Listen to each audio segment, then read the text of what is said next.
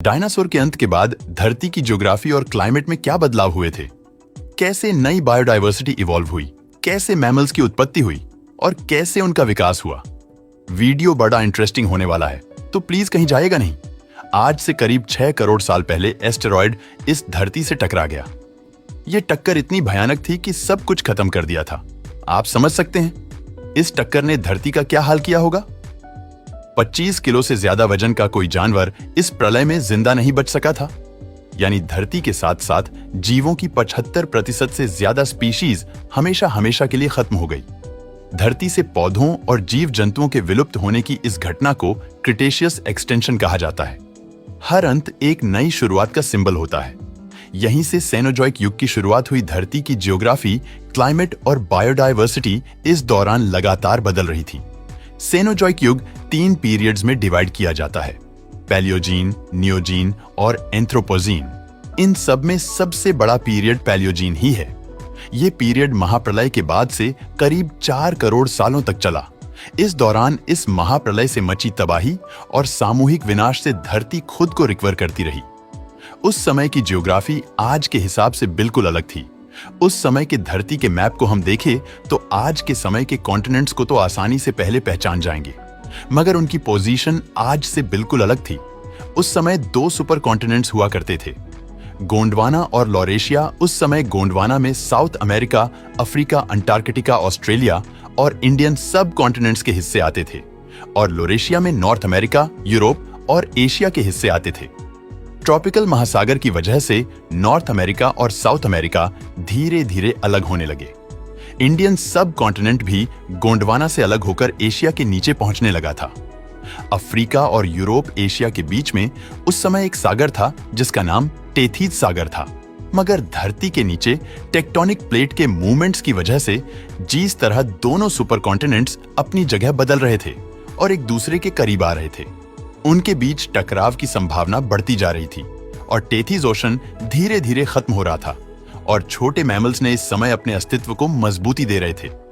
उस समय दुनिया के ज्यादातर हिस्सों में घने जंगल हुआ करते थे, जो मैमल्स के लिए भरपूर मात्रा में खाने के लिए फल और सब्जियां थी।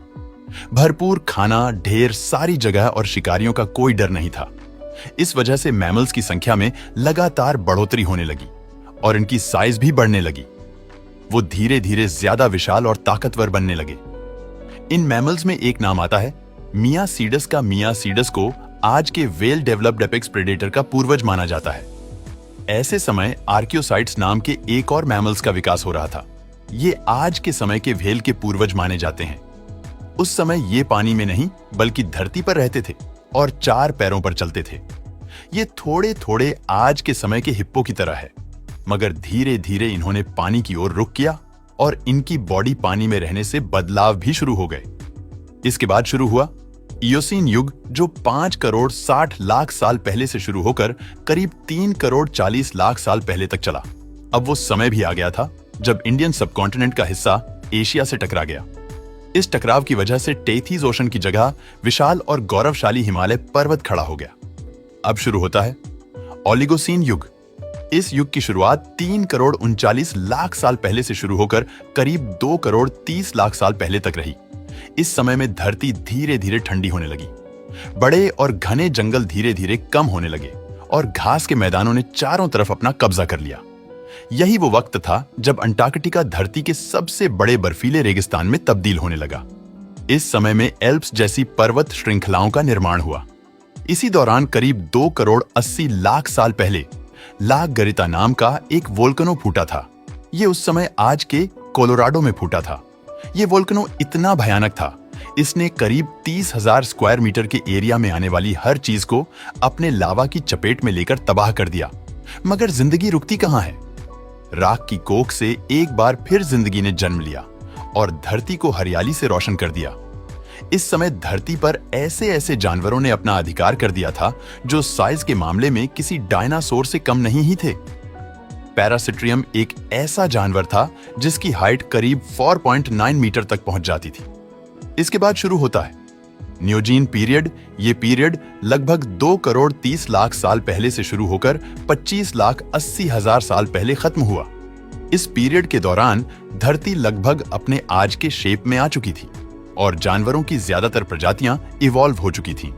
ऐसे में समुद्र में एक विशालकाय शार्क अपनी हुकूमत चला रही थी। इसका नाम था मेगालोडन। ये जायंट शार्क करीब 15 मीटर लंबी हुआ करती थी और इसका वजन होता था करीब 30,000 किलो था। इसके बाद शुरू हुआ एंथ्रोपोसीन पीरियड। ये करीब 25 लाख साल पहले शुरू हुआ और अब भी चल रहा है। ये पीरियड खास तौर पर के होमो सेपियंस इवोल्यूशन के लिए जाना जाता है। इस समय उदय हुआ था गिगेंटोपिथेकस बंदरों की प्रजाति का, जिन्हें इंसानों का सबसे पहला पूर्वज माना जाता है। ये करीब 4 से 5 मीटर लंबे होते थे और इनका वजन होता था करीब 500 किलोग्राम। ये क्रिएचर्स एशिया में पाए जाते थे और कुछ आज के ही तरह दिखते थे। और बंदरों की दूसरी प्रजातियां से इवॉल्व हुए ह्यूमंस की संख्या धीरे धीरे बढ़ रही थी और पूरी धरती पर फैल रही थी। धीरे धीरे इंसानों का इवोल्यूशन होता रहा और फिर शुरू हुआ सिविलाइजेशन का दौर। इंसान धरती के लगभग सारे हिस्सों पर फैल गए और पूरी तरह से धरती के टॉप डोमिनेटिंग क्रिएचर बन गए। सिविलाइजेशन ने जहां इंसानों को एक कंफर्टेबल लाइफ दी है, वहीं धरती के प्राकृतिक संसाधनों का इस्तेमाल ऐसे अंधाधुंध तरीके से किया कि आज क्लाइमेट की वजह से दूसरी स्पीशीज के साथ साथ इंसान का अपना अस्तित्व घोर संकट में फंस गया है। प्रदूषण की भयावह तस्वीरें किसी से छिपी नहीं है। अगर विकास का ये दौर इसी तरह जारी रहा तो एक और महाप्रलय की संभावना को हकीकत होते ज्यादा देर नहीं लगेगी। दोस्तों, वीडियो पसंद आया हो तो लाइक और शेयर करें